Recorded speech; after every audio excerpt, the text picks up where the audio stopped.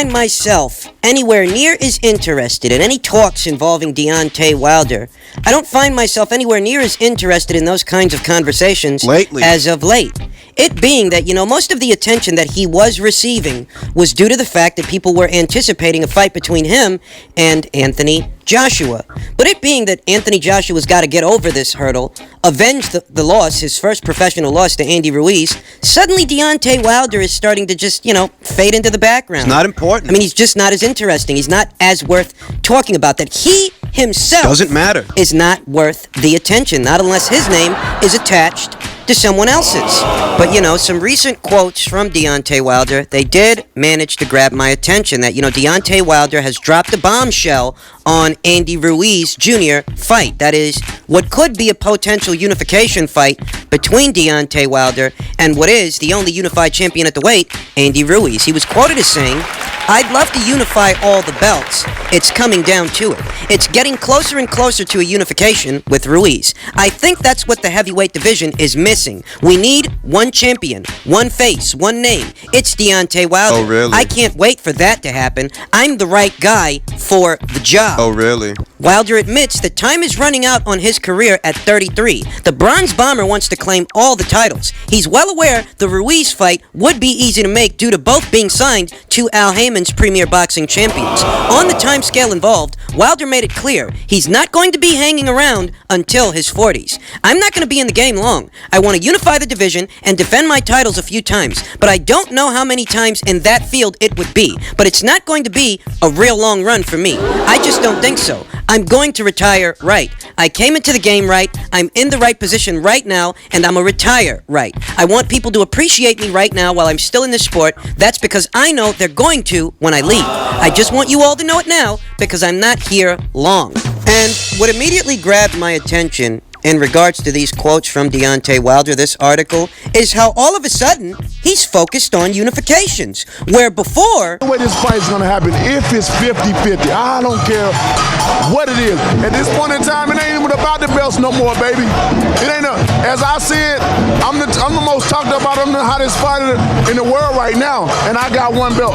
And I got one belt that means more than any other belts. That's that green belt, that WBC, the most precious. Now that was the talk directly from the horse's mouth back when Anthony Joshua was in possession of the other three belts in the weight. That was Wilder's stance on it, that at this point in time, it ain't even about the other belts. Baby.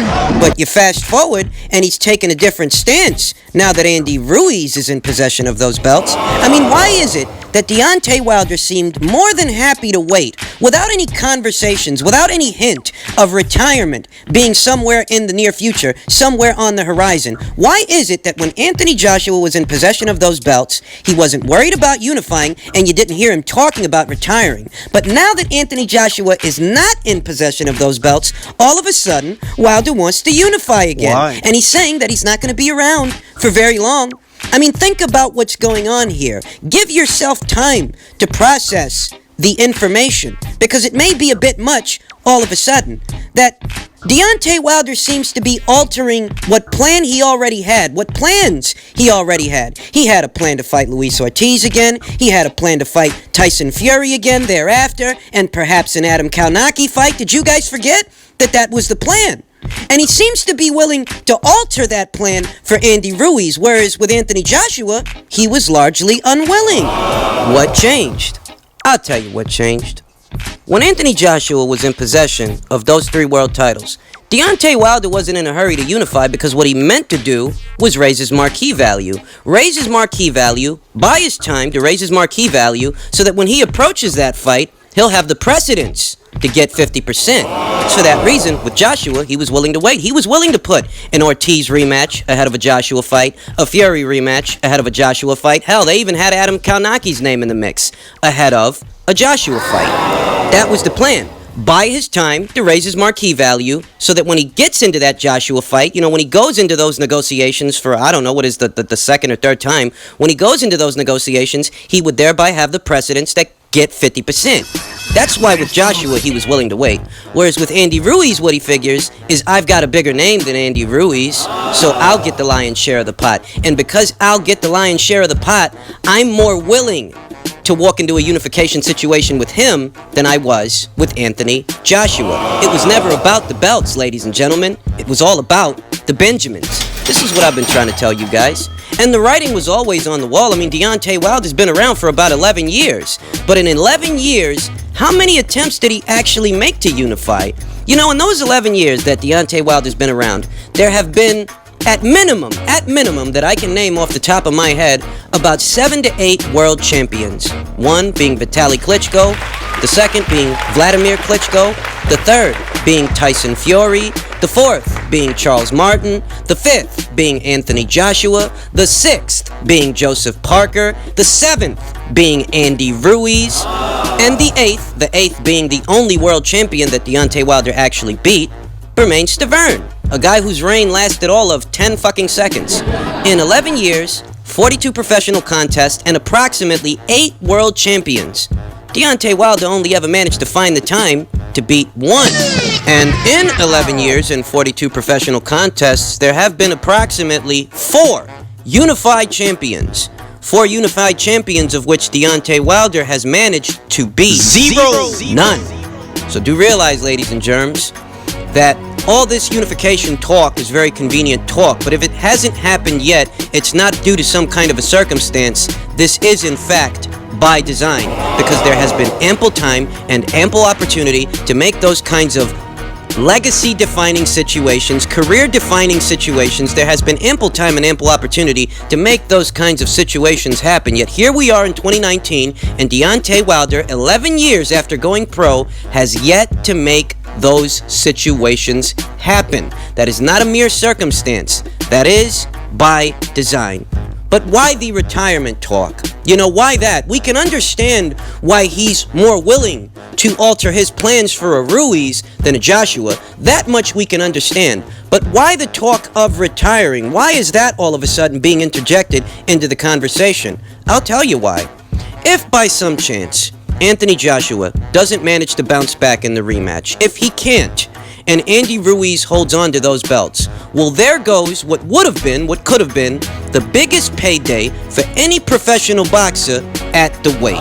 And without that kind of a payday floating around, without that kind of a payday being there for you to work towards, that if Anthony Joshua can't bounce back, well, there goes your big payday with that guy, your 2 big paydays with that guy. Without that payday, why stick around any longer? You already missed the gravy train. You stalled long enough that someone else came along and boarded that gravy train. And you know, him boarding that gravy train, him being Andy Ruiz, the guy who actually came along, stepped up and did the job.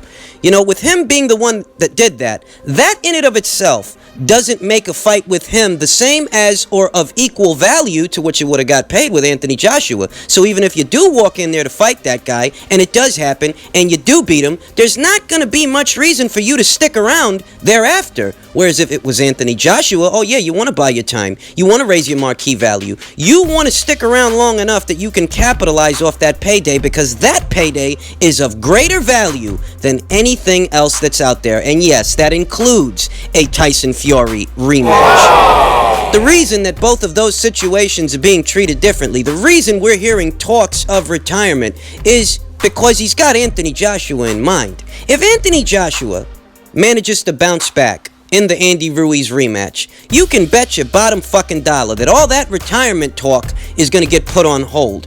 But if Andy Ruiz manages to show the world that lightning can strike twice, if he beats Joshua in the rematch the same way he beat him in the first fight, you're going to continue to hear that retirement talk from Deontay Wilder, because from where he's sitting, there won't be much reason to stick around.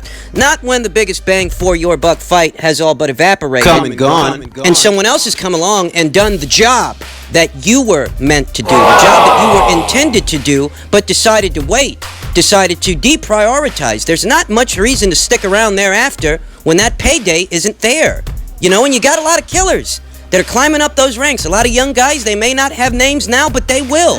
The next 2 to 3 years, the heavyweight landscape could change dramatically. You understand? When you got guys like Hrgovic, Junior Fa, Tony Yoka, the winner of the Nathan Gorman versus Dangerous Daniel Dubois fight, whoever the winner of that fight may be. That's not all. You've got cruiserweight upstarts interjecting themselves into the conversation. Guys like Murat Gassiev, guys like Alexander Usyk.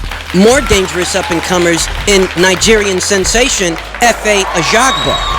Guys like Joe Joyce, Otto Whalen. I mean, there are no shortage of up-and-comers that are climbing those ranks looking to be somebody and prove it against what is an established champion. For Deontay Wilder to stick around in an environment like that, there needs to be some kind of an incentive, and the incentive has been the payday that Anthony Joshua represents. But if he can't bounce back, well, there goes that payday, and there goes any incentive to stick around.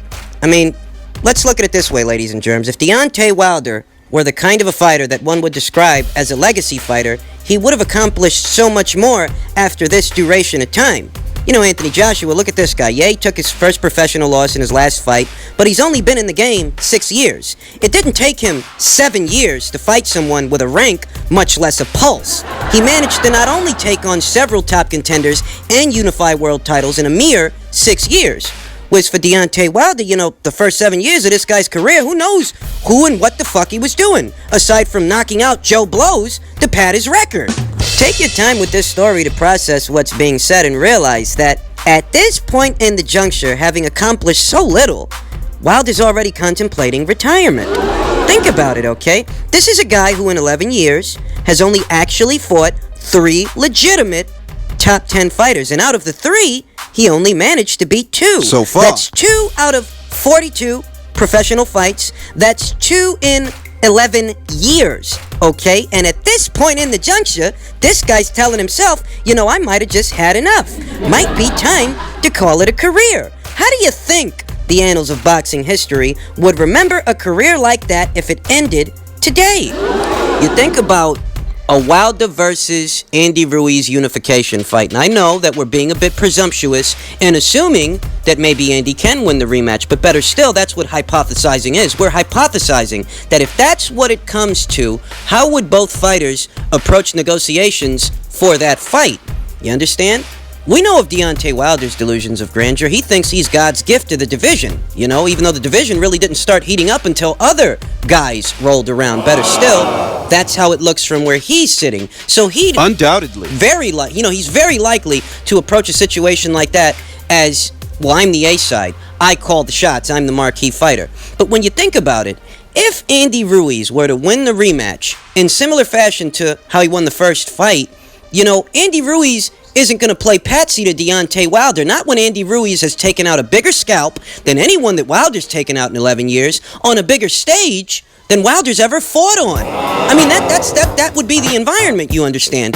This rematch with Anthony Joshua and Andy Ruiz is a rematch that I've no doubts is going to be much bigger than the first fight, because there are a lot of people around the world that are going to be tuning into that rematch to see if it was just a fluke or if lightning can strike twice. Is it that Andy Ruiz is just a bad style matchup for Anthony Joshua, or is it that, you know, it was a fluke? He just had an off night and he paid the price for it. The world is going to stop and watch that fight. And if Andy Ruiz manages to win that fight, do you think he's going to approach negotiations with Wilder as some kind of patsy? As I'm just going to bend over and do whatever he says when I'm the guy that stepped up and fought Anthony Joshua? I don't think so. When I've fought on a bigger stage, not just once, but twice, 2 times more than this guy, and I stand here today as the unified champion, not him. I mean, I'm wondering, what would Andy Ruiz's mindset be if he were to win the rematch, approach negotiations with Deontay Wilder, and Deontay Wilder starts acting like a fucking princess? I'm wondering how Andy Ruiz would treat that situation, because he's got a precedence to assert himself that, you know what? Maybe you think you're the marquee fighter, but the reality of it is, I fought on a bigger stage 2 times more than you have, and my biggest victory is bigger than anything you've done so far. How does Luis Ortiz compare with unseating and defeating Anthony Joshua at Madison Square Garden in front of 20,000 people? And how does beating Luis Ortiz compare to doing that 2 times, potentially 2 times? I mean, how would Andy Ruiz view himself in that situation, and what would he be willing to agree to? Because we all know Deontay Wilder, he thinks he's God's gift to the division. But the reality of it is that, you know what, Andy has fought on a bigger stage, and he's likely to fight on an even bigger stage than that in the rematch.